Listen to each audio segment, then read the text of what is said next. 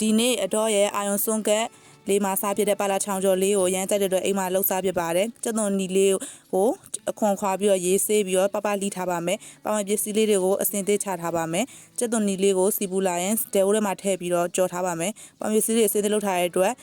ဟင်းချက်ရတာလွယ်ကူပါတယ်ကျက်သွန်နီလေးနုံးပြီဆိုရင်ကျက်သွန်ဖြူလေးကိုထည့်ကြော်ပါမယ်ကျက်သွန်ဖြူလေးထည့်ကြော်ပြီးတော့ကျက်သွန်ဖြူလေးကိုနှမ်းမှုေးလာရင်ငပီလေးကို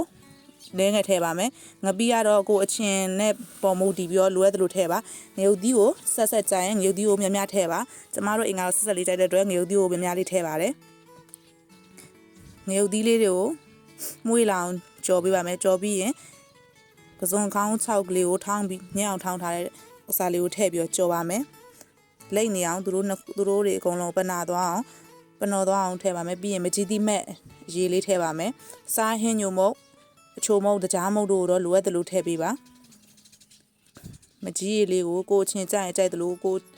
အချင်းပေါ့ကျင်တယ်လို့ကိုလိုအပ်တယ်လို့လေးပြင်ဆင်ပြီးတော့ထည့်ပါတယ်မကြီးရေလေးကိုအနစ်ကျပြီးတော့စီပြန်လာတဲ့အထိကြော်ပေးပါဆိုရင်ပါလာချောင်းကျော်လေးလည်းစီပြန်သွားပါပြီအရန်စားကောင်းတဲ့ပါလာချောင်းကျော်လေးကို